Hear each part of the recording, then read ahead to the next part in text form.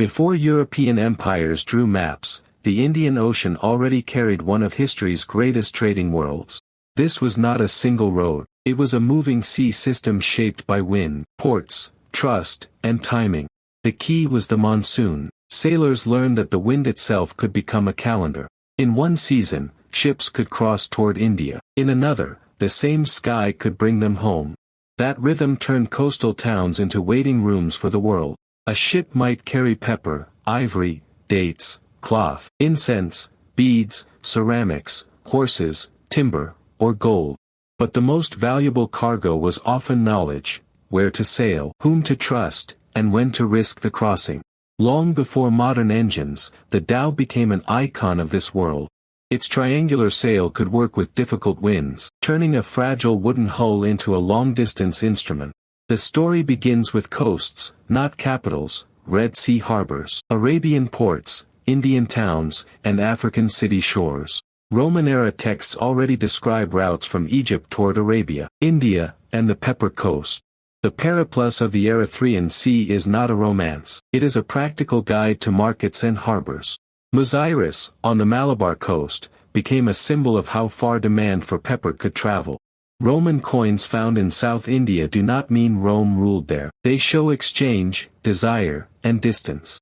Pepper was small enough to carry and powerful enough to change meals, medicine, status, and profit. The popular version says spices were just flavor. In reality, they were also medicine, ritual, preservation, and prestige. On the Arabian side, incense carried its own power. Frankincense and myrrh were not just exotic smells, they connected temples, funerals, courts, and trade routes. The sea did not replace land routes, it joined them. A camel caravan could feed a port, and a port could pull inland cities toward the ocean. East Africa was not a passive edge of the system.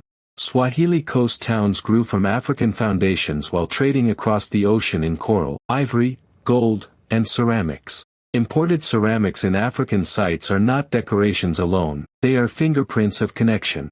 At the same time, African goods moved outward into wider markets. India sat near the center, but not as one simple middle point. Gujarat, the Malabar coast, the Coromandel coast, and Bengal each touched different trading circuits. Indian textiles became one of the ocean's quiet engines. Cloth could be currency, gift, clothing, status marker, and export commodity at the same time. Southeast Asia was not just a far destination, it was a creative crossroads. The Strait of Malacca became one of the world's great maritime choke points. Whoever understood the strait understood that geography could become power. Spices from islands Southeast Asia pulled merchants deeper into the Eastern Ocean. Cloves and nutmeg had tiny origins and enormous reach. Trade also moved beliefs. Buddhism traveled through ports, monks, texts, donors, and royal patronage. Hindu ideas, Sanskrit culture, temple forms, and royal symbols also crossed the sea in adapted local forms. Islam later spread through merchants, scholars, marriages, mosques, and port communities. This was not one-way conversion by cargo ship. It was negotiation across families, rulers, language, and law. Languages mixed wherever business lasted long enough. Swahili itself reflects African language foundations enriched by contact across the sea. Trade needed law, credit, weights, contracts, and reputation. A merchant who lied in one port could lose trust in another. Shipwrecks remind us that profit always traveled with danger. Storms, reefs, pirates, disease, and bad timing could erase years of planning in one night. Ports therefore became places of insurance, partnership, and shared risk. Chinese ceramics reached distant shores, showing how the Indian Ocean connected to wider Asian systems. The ocean was not isolated from the Silk Roads, it was the sea half of a larger Afro-Eurasian web. When land routes became costly or unstable, sea routes could become even more attractive. By the medieval period, Muslim, Hindu, Jain, Buddhist, Jewish, Christian, and local communities all shaped trade. The Cairo Geniza preserves letters that make commerce feel human, debts, delays, partners, family pressure, and worry. A trade network is not just goods moving, it is people waiting for replies. Women appear too, though records often hide them behind households and mail correspondence. Some women owned property, managed households, financed goods, or kept trade families functioning across distance. Empires tried to tax and control this movement, but no empire fully owned the ocean.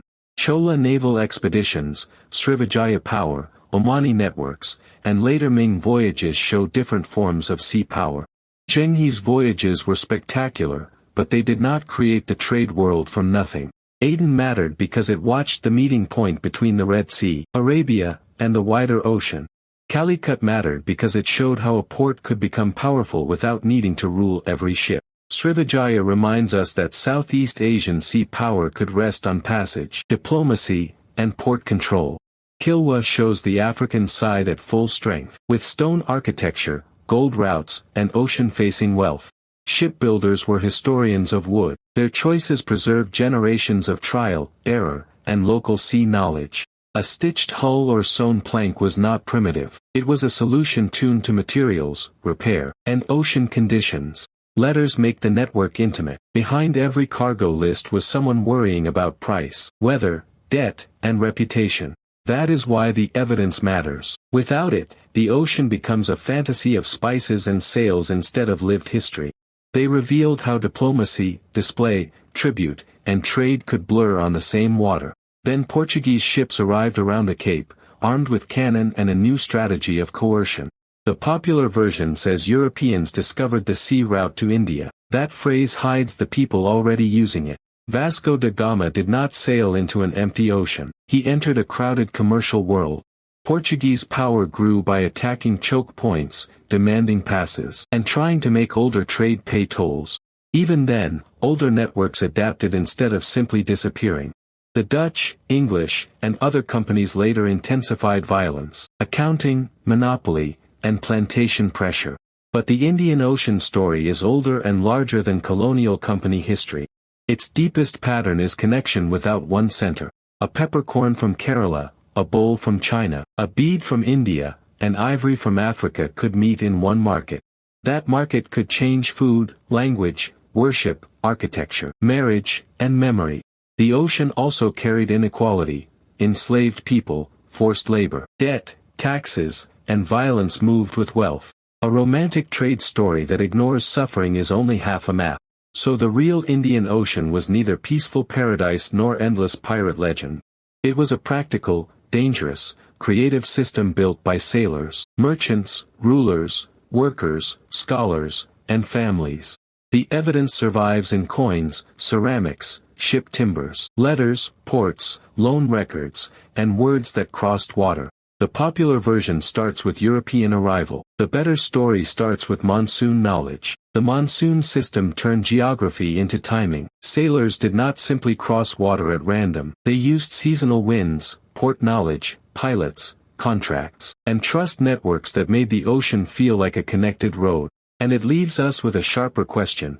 Who really owns a route that thousands of people learn together? That network was never one empire's private highway. Arabs, Indians, Persians, East Africans, Southeast Asians, and later Chinese merchants all helped shape routes where goods moved with languages, religions, technologies, and legal habits.